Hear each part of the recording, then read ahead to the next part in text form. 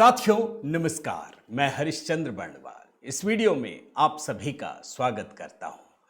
दोस्तों, गौतम अडानी ने क्या जवाब दिया है राहुल गांधी को। मुंहतोड़ जवाब इसे ही कहते हैं दोस्तों। अभी मैं आपको दिखाऊंगा। राहुल गांधी अक्सर गौतम अडानी के पीछे पड़े रहते हैं, लगातार इल्जाम लगाते हैं।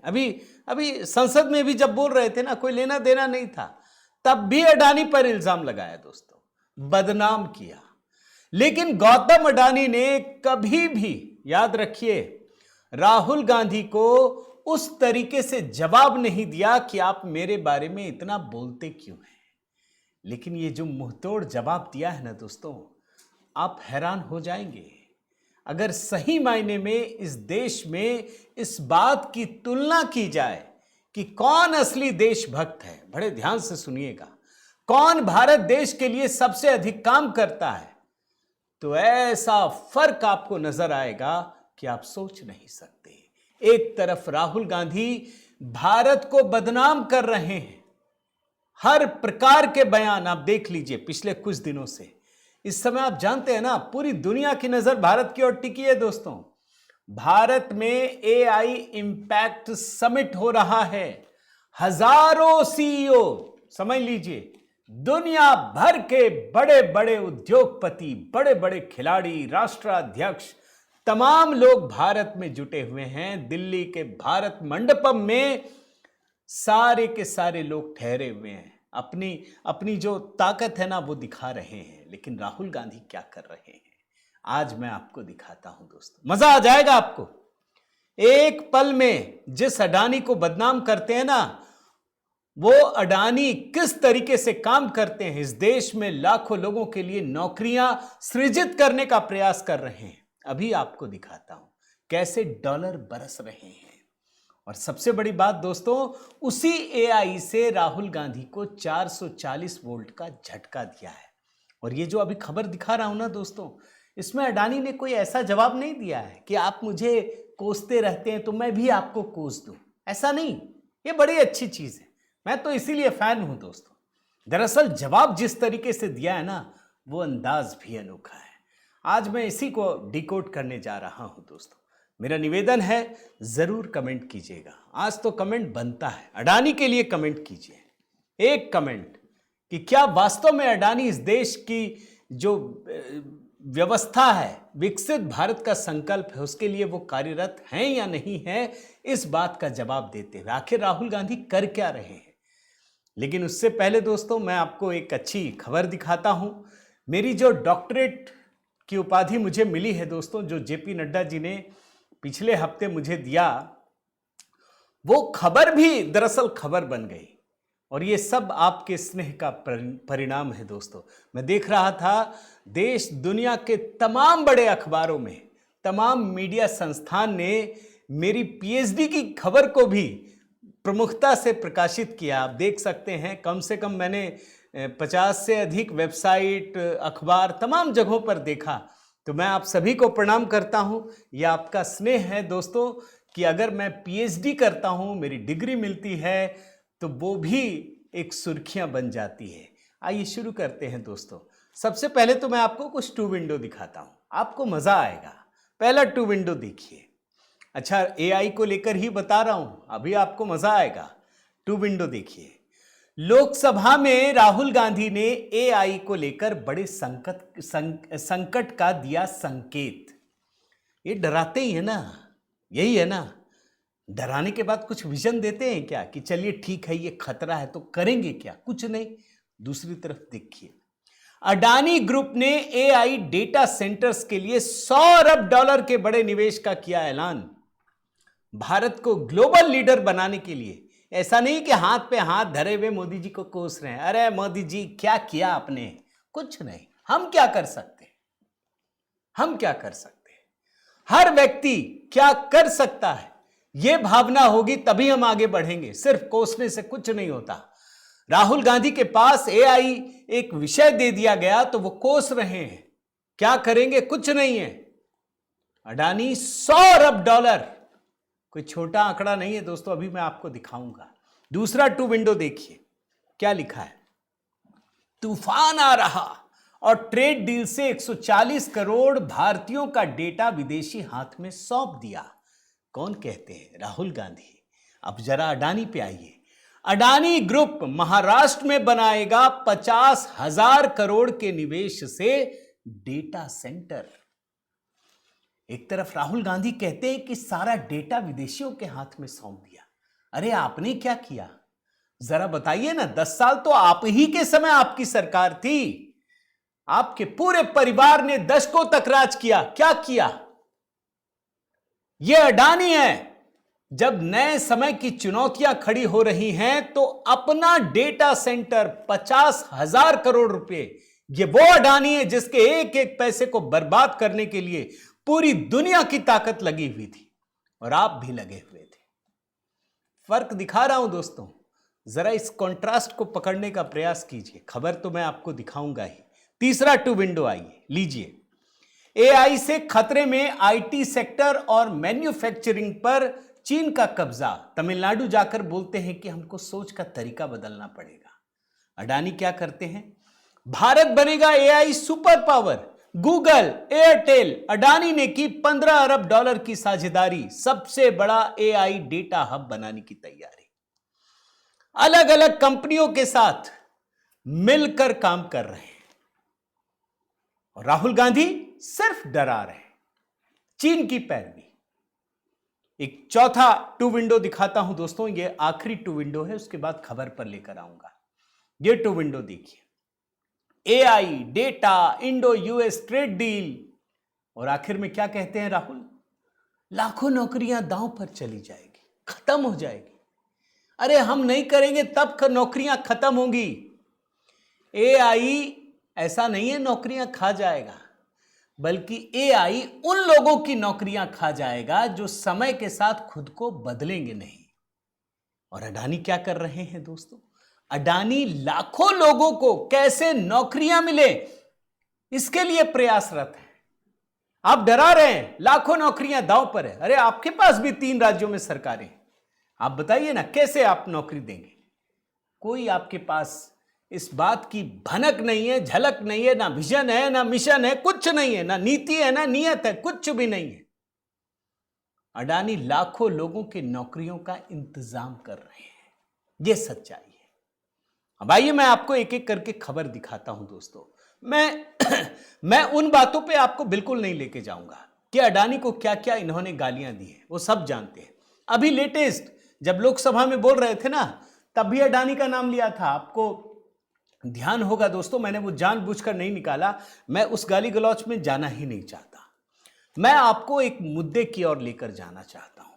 राहुल गांधी को यह पता था कि भारत में एआई समिट होने वाला है, इंपैक्ट समिट। उन्होंने बस एक मुद्दा पकड़ा और एआई को लेकर लोगों को डराना शुरू कर दिया।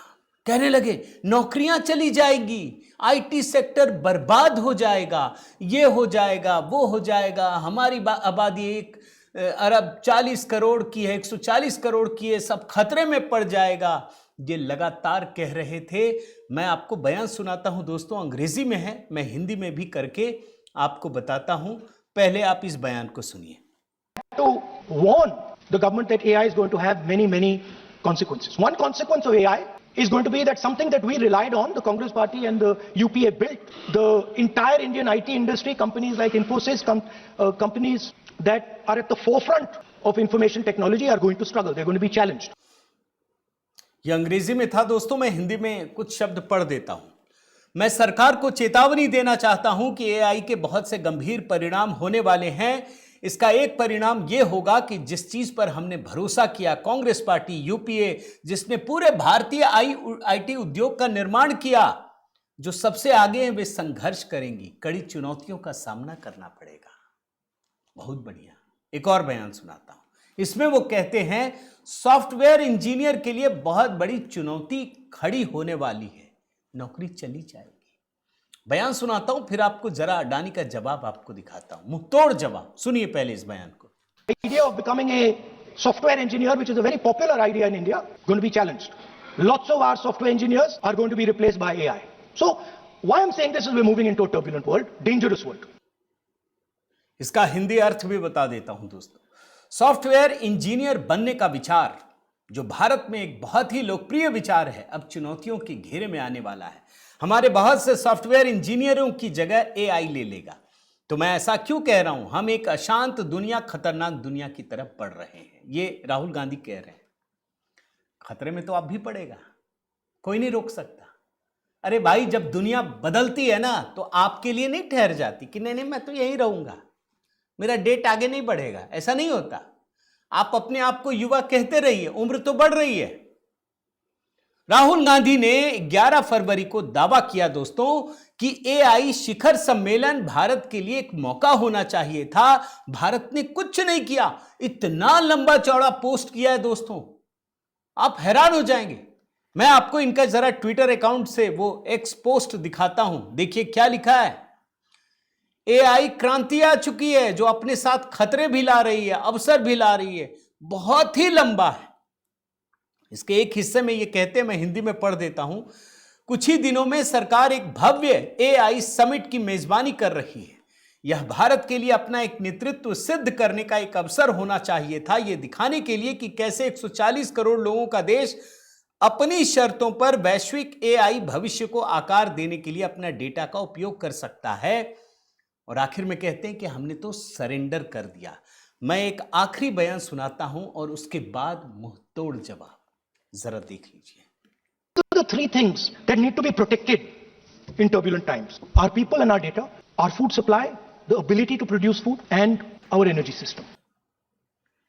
यह अंग्रेजी में वही बात कह रहे हैं दोस्तों कि हमको तो बस इसकी रक्षा में लगा होना चाहिए, हम नहीं कर पा रहे हैं। अब आप सोचिए, ये जो एआई इंपैक्ट समिट हो रहा है दोस्तों, क्या यूपीए सरकार के बूते की बात है? जीवन में नहीं कर सकते, जीवन में नहीं। अरे आपके समय एक कॉमनवेल्थ का जो स्पोर्ट्स है वो हुआ था, कितनी बेइज्जती की थी आपने। और इसी मोदी सरकार ने G20 का एक शानदार समिट करके दिखाया। ये मोदी सरकार की देन है। और मोदी जी कर क्यों रहे हैं? एक तो कर लिया, यही सबसे बड़ी सफलता है, लेकिन कर क्यों रहे हैं? क्योंकि हम इस दौड़ में पीछे ना रह जाएं। इनका एक विजन है। यह विजन क्या है कि हम 2047 तक टॉप 3 एआई सुपर पावर्स में बनेंगे। राहुल गांधी कुछ कर नहीं रहे। अब आपको दिखाता हूं कि जिस एआई को जी भरकर राहुल गांधी ने कोसा, गाली दी, आखिर अडानी कर क्या रहे हैं। अभी मैं बाकी को तो छोड़ दे रहा हूं, मैं सिर्फ एक आदमी की बात बता रहा हूं दोस्तों। एक उद्योगपति इतनी ताकत के साथ इतना बड़ा काम कर सकता है। जरा इस हेडलाइन को पढ़िए, आपको समझ में आएगा। जरा गिनती गिनिए, क्या राहुल गांधी गिन पाएंगे? फिर तो वो 35, 36, 35 पता नहीं क्या क्या था, आप जानते हैं ना, ये गिन भी नहीं पाएंगे। इतना पैसा अडानी निवेश करने वाले हैं दोस्तों। किसके लिए? क्या अमेरिका में कर रहे हैं? क्या दुबई में कर रहे हैं? अरे भारत के भीतर करेंगे। 9 लाख करोड़ रुपए का निवेश करने वाले हैं गौतम अडानी। और यह ऐलान उन्होंने कल ही किया है कि अगले 9 साल में एक ही सेक्टर में $100 अरब यानी 9 लाख करोड़ रुपए के निवेश किए जाएंगे। 2035 तक $100 अरब। यह बड़ा दुर्भाग्य है दोस्तों।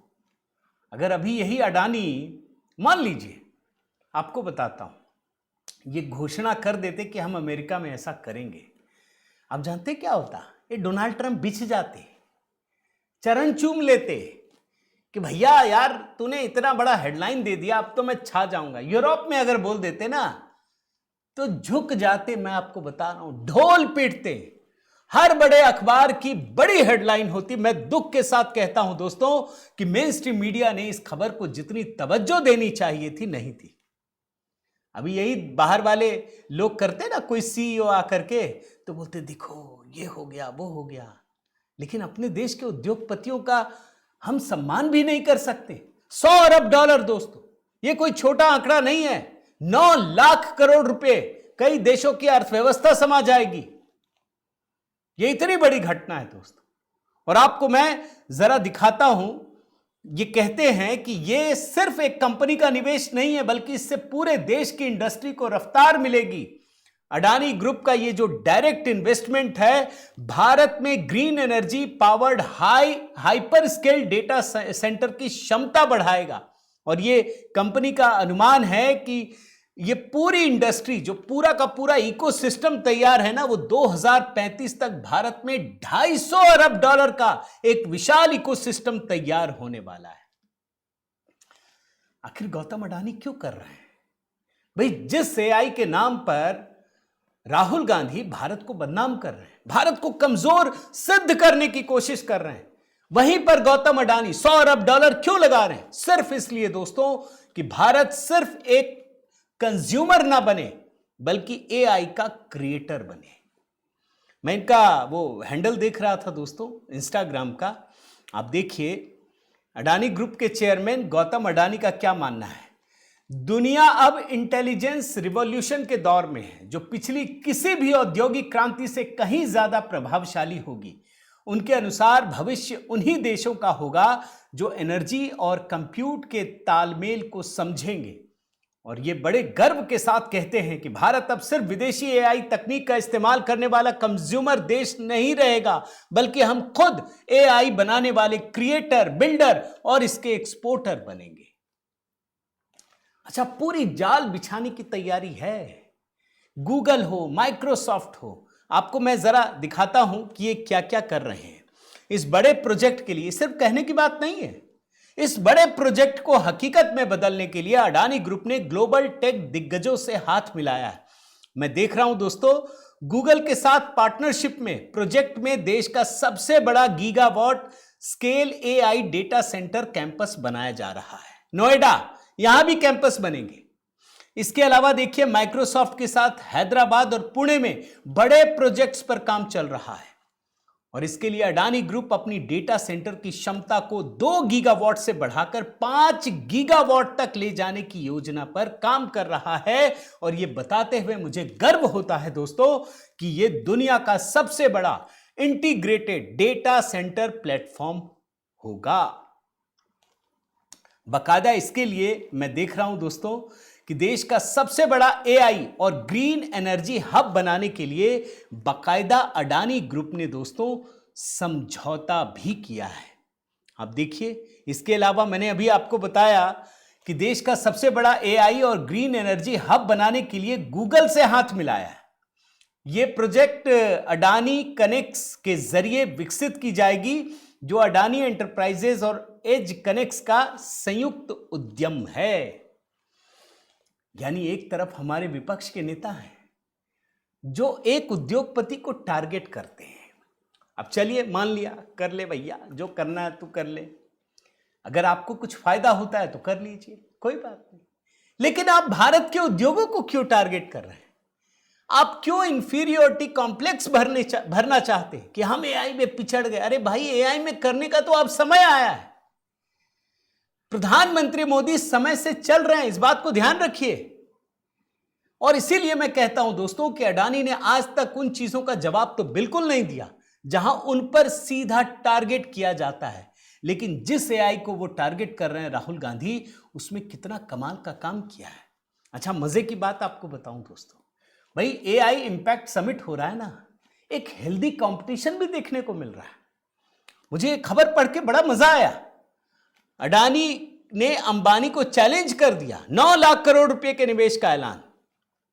चलिए अच्छा है, बड़े बड़े उद्योगपति कंपटीशन करें, अपने को फायदा ही होगा, मुफ्त में मिलेगा। तो दोस्तों, मैं एक बहुत अच्छी, बहुत बड़ी कहानी देख रहा हूं। मैंने सिर्फ एक व्यक्ति को लेकर किया, लेकिन अगर आप देखिए इंडिया एआई इंपैक्ट समिट 2026, तो मैं अभी के अभी देख पा रहा हूं कि कितनी बड़ी उपलब्धियां हैं। आप जरा इसको बृहद लेवल पर लेकर जाइए। भाई, इस इंपैक्ट समिट से क्या हुआ? भारत इस समय ग्लोबल साउथ का नेतृत्व कर रहा है। यह पहली बार है दोस्तों जब इतने बड़े स्तर पर एआई समिट ग्लोबल साउथ में आयोजित किया गया है। आप जानते हैं इससे पहले कितना हुआ है? सिर्फ 3। कहां कहां हुआ है मैं आपको बताता हूं। 2023 में ब्रिटेन के लंदन में, 2024 में दक्षिण कोरिया की राजधानी सियोल में, 2024 में राजधानी पेरिस में और 2026 में भारत में हो रहा है। यह कोई छोटा समिट नहीं है दोस्तों, इतना बड़ा कार्यक्रम करने के लिए बरसों की मेहनत लगती है। मैं तो सैल्यूट करता हूं प्रधानमंत्री मोदी को, इतने कम समय में बिना किसी शोर शराबे के इतना बड़ा समिट, 20 से अधिक दोस्तों राष्ट्राध्यक्ष हैं, 60 मंत्री हैं, सैकड़ों एआई लीडर्स हैं, बड़े बड़े सीईओ जो इस फील्ड के हैं। एक आध जो नहीं भी आ पाए ना, वो भी अपने हाई लेवल जो रिप्रेजेंटेटिव्स होते हैं उनको भेजा है।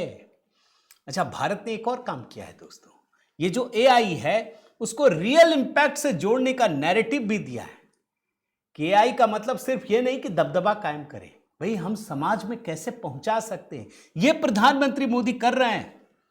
प्रधानमंत्री मोदी इसके जरिए पूरी दुनिया को अपनी ताकत दिखा रहे हैं, इस बात को ध्यान रखिए। वो एक शोकेस का सबसे बड़ा माध्यम बना है दोस्तों। प्रधानमंत्री मोदी भारत को ग्लोबल एआई के केंद्र में स्थापित करने की कोशिश कर रहे हैं कि हमारे बिना कुछ नहीं होगा। आप जानते हैं ना, अभी चैट जीपीटी हो, जेमिनाई हो, इन सबों ने क्या किया, भारत के लिए मुफ्त कर दिया है कि चलो भैया 1 साल के लिए सब फ्री है। क्यों? क्योंकि यहां डेटा मिलता है ना। तो क्या हम इस अपॉर्चुनिटी को कैश नहीं करेंगे दोस्तों? प्रधानमंत्री मोदी यही तो कर रहे हैं। इस एआई इंपैक्ट समिट के जरिए सॉवरेन एआई का जो भारतीय मॉडल है वो भी पूरी दुनिया के सामने पेश किया है। मैं दोस्तों प्रधानमंत्री मोदी के भाषण को सुन रहा था, उन्होंने जिस तरीके का नैरेटिव दिया है, उन्होंने कहा है पीपल, प्लैनेट, प्रोग्रेस, इसका एक तरीके से वैश्विक एजेंडा दिया है दोस्तों। और ये साफ किया है कि ये जो आर्टिफिशियल इंटेलिजेंस की बात कर रहे हैं, ये सभी के लिए सुलभ हो, सहज हो, इसी की कोशिश की जा रही है। तो मैं तो एक बात साफ साफ कह सकता हूं दोस्तों, ये बड़ा आसान है किसी चीज को खारिज कर देना। हम कहां हैं, हम क्या करेंगे? इस देश की सरकार को की आलोचना करना ना बड़ा आसान है, कुछ नहीं करना पड़ता है, सिर्फ बोलना पड़ता है। लेकिन जो करने वाले होते हैं ना, उनको पता होता है कि करना कितना मुश्किल है। मैं तो सैल्यूट करता हूं दोस्तों अडानी को, उन्होंने एक भी चीज का जवाब नहीं दिया। लेकिन मुझे अभी दिखा कि एआई को इधर राहुल गांधी इतना कोस रहे हैं, सरकार को कोस रहे हैं, और इन्होंने 9 लाख करोड़ के निवेश की घोषणा की है। कम से कम इसी बहाने कांग्रेसियों को जा करके कहना चाहिए हमसे गलती हो गई। आप क्या सोचते हैं दोस्तों, जरूर कमेंट कीजिएगा। आपके जो कमेंट होते हैं, ऐसा नहीं कि वो रह जाते हैं, लोगों तक पहुंचते हैं। तो बहुत बहुत धन्यवाद दोस्तों, अपना प्रेम और स्नेह बनाए रखिए। अगर चैनल आपने सब्सक्राइब नहीं किया है तो ज़रूर कीजिए। मेरा जो गीत है दोस्तों, शंकर संकट काट रहे, मेरी ही आवाज़ में है, कमेंट में पिंड है। अगला गीत HB मेलोडी पर होली पर होगा दोस्तों। बहुत बहुत धन्यवाद। जय सिया राम।